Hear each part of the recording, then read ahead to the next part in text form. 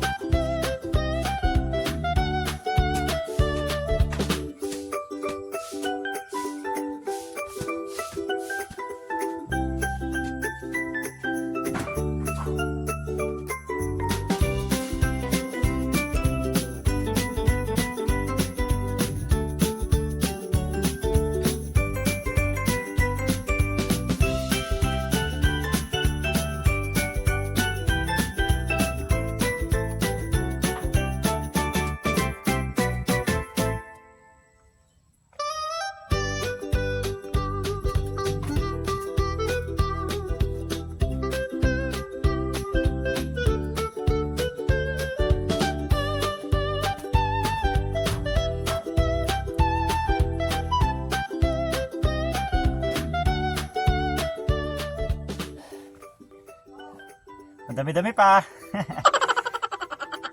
Hinahapo na agad. Tingnan.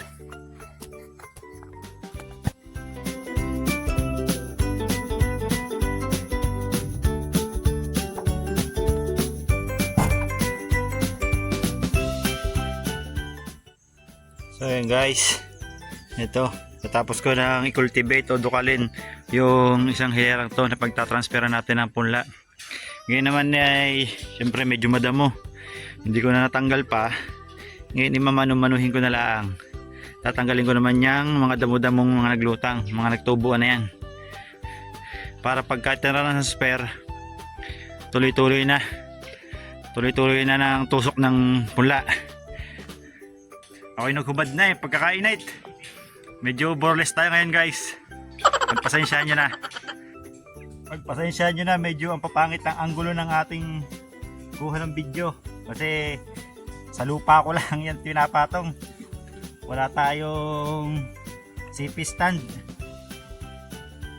Ayan mga damo. Lilis na paunti-unti.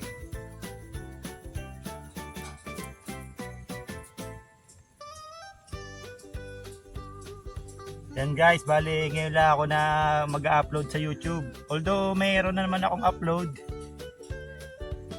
Pero ang resolution nito ay pang YouTube na. Ngayon, kung nanonood kayo guys, paki-subscribe naman ng ating YouTube channel. Maraming salamat.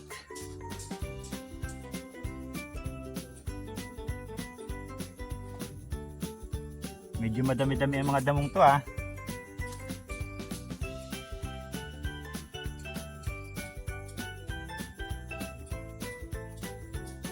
Init. Silang muna tayo sa saging. Dami pa eh, oh. Yan. Pero sagit lang yan. Ready na to, ready na. Ready na i-transplant yung mga seedlings natin. Yan. Pero siguro mamaya ako ng hapon to gagawin kasi medyo mainit. Ewan ko kung nakakasama ba sa halaman yun. Di mamaya na lang hapon pagka lilom-lilom. Baka balantalaang, sayang. Ito, pagkatapos nating mag-asarol, medyo lalagyan natin ng abono itong ating tanim na talong. Yan. Sabi nga ng matatanda, papaamoyan daw ng konti kasi maliliit pa, oh. Yan. Lalagyan natin ng abono. Konti lang naman para daw paamoy-amoy lang. Ay, bale, dudukalin lang natin ng konti yung lupa. Tapos, ibabaw natin yung pataba sa katabon.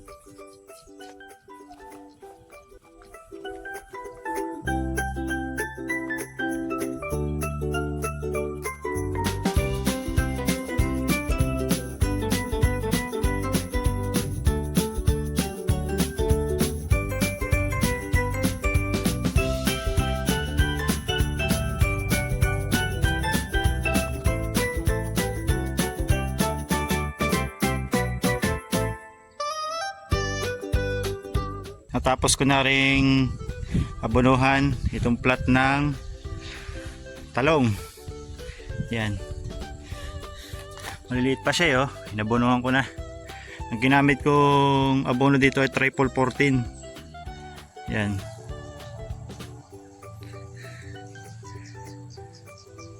Mainit na.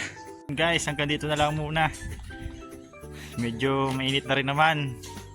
At sana magkita-kita ulit tayo sa susunod pang video. At paki-share and subscribe naman po sa ating YouTube channel. Thank you guys. God bless.